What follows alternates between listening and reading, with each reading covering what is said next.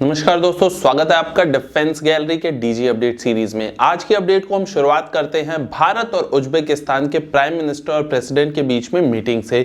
आज भारत के प्रधानमंत्री और उज्बेकिस्तान के प्रेसिडेंट के बीच में मीटिंग हुई है। ये मीटिंग कई तरीके से अहम हो जाती है। सबसे पहले आप ये मैप देख के अंदाजा लगा लीजिए कि उज्बेकिस्तान कहाँ पे है, और यहां से अगर हमारे टाई अच्छे होते हैं तो ये जो एरिया होगा, चाहे वो ईरान का हो या अफगानिस्तान का हो या ये एरिया है तजाकिस्तान के साथ हमारे रिलेशन ऑलरेडी अच्छे हैं, तो इससे क्या होता है, हमारे इस एरिया में रिलेशन अच्छे होने से पाकिस्तान कहीं ना कहीं दबाव में होता है। और उसी के लिए हमने ताजिकिस्तान में एक एयर बेस भी बना के रखा हुआ है। अगर आपको नहीं पता तो मैं बता देता हूं।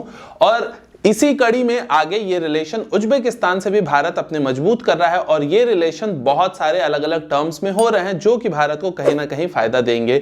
बात की जाए आज की मीटिंग की, तो आज जो उज्बेकिस्तान के साथ मीटिंग हुई है उसमें भारत और उज्बेकिस्तान के बीच में जो भविष्य में आने वाले डिफेंस रिलेशन है उसको अच्छा करने की बात की गई है। साथ ही साथ उज्बेकिस्तान ने भारत को इनवाइट किया है कि भारत, ईरान और उज्बेकिस्तान, इन तीनों ही देशों के बीच में मिलकर एक ट्राइलेटरल मीटिंग हो। और उज्बेकिस्तान साथ ही साथ भारत और ईरान का मिलकर बनाया हुआ जो चाबहार पोर्ट है उसको as a trade route use करना चाहता है। उज्बेकिस्तान अगर उस रूट को यूज करता है तो ईरान के साथ साथ इस पे फायदा भारत को भी मिलेगा। और अगर इस तरह और भी चलता रहा तो दूसरी अदर जो एशियन कंट्रीज हैं वो भी इस पोर्ट को यूज करती हैं, तो उससे भारत का डायरेक्टली और इनडायरेक्टली बहुत तरह का फायदा होगा। क्योंकि पोर्ट को भारत ने डेवलप किया है तो डायरेक्टली फायदा तो होगा ही होगा, कोई और यूज करेगा, लेकिन इनडायरेक्ट फायदा भी होगा क्योंकि जितना ज्यादा वो पोर्ट चलेगा ईरान उतना ज्यादा मजबूरन भारत से अच्छे रिश्ते बना के रखेगा। और अगर अच्छे नहीं भी रखता है तो एटलीस्ट बुरे तो नहीं ही रखेगा। ऐसा ईरान के साथ मैं कह रहा हूं। क्यों मैं कह रहा हूं? क्योंकि ईरान में चाहे हमारा पोर्ट हो, हमारा मतलब कि दोनों का मिलके बनाया हुआ, लेकिन उसके बावजूद भी ईरान आप देखिए कश्मीर इशू पे भारत को सपोर्ट नहीं करता बल्कि पाकिस्तान को सपोर्ट करता है। तो इसलिए ईरान को गियर में लेके रखना जरूरी है। उज्बेकिस्तान की यहां पे बात करते हैं। उज्बेकिस्तान के जो प्रेसिडेंट है उन्होंने भारत को एक बार फिर से थैंक यू कहा है। क्यों थैंक यू कहा है? तो कुछ दिनों पहले ही भारत ने वहां की जो आप कह सकते हैं मिलिट्री एकेडमी है वहां पे एक इंडियन रूम की स्थापना की है। उसके थ्रू उज्बेकिस्तान की मिलिट्री को भारत ट्रेनिंग प्रोवाइड करेगा और साथ ही साथ एक आईटी रूम भी भारत वहां पे स्थापित करने वाला है। ये सब कुछ डिफेंस में हेल्प करेगा। और साथ ही साथ भारत और उज्बेकिस्तान के डिफेंस रिलेशन अच्छे हो रहे हैं। आप इससे भी समझिए कि लास्ट ईयर नवंबर 2019 में ही भारत और उज्बेकिस्तान के बीच में पहली बार कोई मिलिट्री एक्सरसाइज हुई थी। तो ये ओवरऑल रहा आज के लिए उज्बेकिस्तान और भारत के बारे में। अब बढ़ते हैं अपनी अगली न्यूज पे जो की है पाकिस्तान से। पाकिस्तान बालाकोट एयर स्ट्राइक तो आप सबको अच्छे से याद ही होगा। अब ऐसी न्यूज आ रही है, एक वीडियो ऐसा वायरल हुआ है, मैंने ट्विटर पे शेयर किया है, लिंक डिस्क्रिप्शन में है, मिल जाएगा आपको, वहां से आप वीडियो देख सकते हैं। अब ऐसी न्यूज आ रही है कि बालाकोट में जिन जगहों पे इंडियन एयरफोर्स ने एयर स्ट्राइक किया हुआ था वो जगह फिर से एक्टिव कर दी गई है, और वो जैश ए मोहम्मद के ही द्वारा एक्टिव की गई है। उसके जो मेन है, उसका हेड मसूद अजहर, उसका नाम यहां पे नहीं आया है बल्कि उसके दो भाइयों का नाम आया है जिन्होंने इसको एक्टिव किया है। और ये बेस स्पेशली इंडिया के अगेंस्ट में यूज किया जाएगा। वैसे तो वहां के ज्यादातर आतंकियों का काम यही है, लेकिन इस बेस पे क्योंकि इंडिया ने ऑलरेडी अटैक कर रखा है तो वहां पे जो आतंकी होंगे उनके मन में इंडिया के खिलाफ एंटी इंडिया सेंटिमेंट भरना ज्यादा इजी होगा। यही रीजन है कि उसको इतनी जल्दी एक्टिवेट करा हुआ है पाकिस्तान ने। और मुझे ऐसा लगता है कि भविष्य में इंडियन एयरफोर्स का जो हैमर बॉम्ब है जो राफेल में लगेगा वो अब फिर से वहां पे काम आएगा। बस मैं चाहूंगा यही कि इस बार अगर कोई स्ट्राइक होती है तो उसमें किसी को प्रूफ मांगने की जरूरत ना पड़े, ऐसी एयर स्ट्राइक होनी चाहिए। खैर, हम बढ़ते हैं अपनी अगली न्यूज पे। अगली न्यूज है बेसिकली रशिया से। रशिया का मैंने बताया था कि रशिया के फॉरेन मिनिस्टर ने कुछ दिनों पहले ही ऐसा कहा है कि भारत जो है वो अमेरिका के इन्फ्लुएंस में आके एंटी चाइना गेम में शामिल हो रहा है। इसके विरोध में भारत के मिनिस्ट्री ऑफ एक्सटर्नल अफेयर्स की ओर से बयान आ गया है, और उनका कहना है कि भारत की जो फॉरेन पॉलिसी है वो इंडिपेंडेंट होती है, यानी कि किसी भी कंट्री का कोई दबाव नहीं होता है उस पर। और इसका एग्जांपल देते हुए उन्होंने S-400 का जिक्र भी किया है कि अगर भारत किसी दबाव की वजह से काम करता तो भारत ने कभी S-400 की डील ही ना की होती रशिया से। तो उम्मीद है रशिया के फॉरेन मिनिस्टर को यह बात समझ में आ जाएगी कि भारत क्या कहना चाहता है। साथ ही भारत ने कहा कि रशिया हमारा पुराना एलाई है और रहेगा, लेकिन इसका यह मतलब नहीं है कि रशिया कुछ भी कह दे और यह कह दे कि अमेरिका की वजह से भारत प्रेशर में आके रशिया से रिश्ते खराब कर रहा है या चाइना से रिश्ते खराब कर रहा है। लेकिन इसके अलावा आज आपको फिर से जो रशिया के फॉरेन मिनिस्टर है उनका बयान सुनना चाहिए। लास्ट टाइम जो हुआ था वो तो मैंने आपको बताया, उन्होंने भारत के लिए कहा कि अमेरिका के प्रेशर में भारत काम कर रहा है।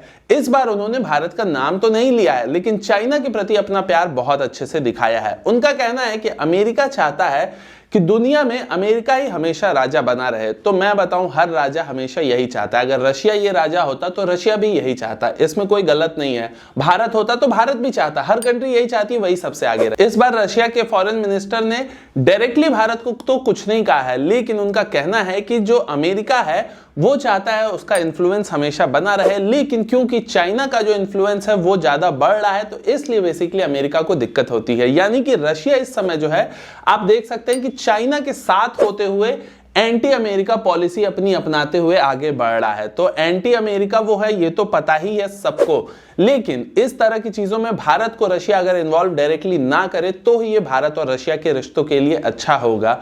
खैर हम बढ़ते हैं अपनी अगली न्यूज पे। अगली बहुत ही इंपॉर्टेंट न्यूज आ रही है for Indian navy. Indian navy का आपको पता हो अगर तो एक प्रोजेक्ट है प्रोजेक्ट 17A। इसके तहत भारत जो है वो 7 स्टेल्थ फ्रिगेट का निर्माण कर रहा है, जो कि भारतीय नेवी की ताकत को बहुत ज्यादा बढ़ा देंगी, क्योंकि भारतीय नेवी को इस समय फ्रिगेट्स की जरूरत है, वो भी जो स्टेल्दी हो।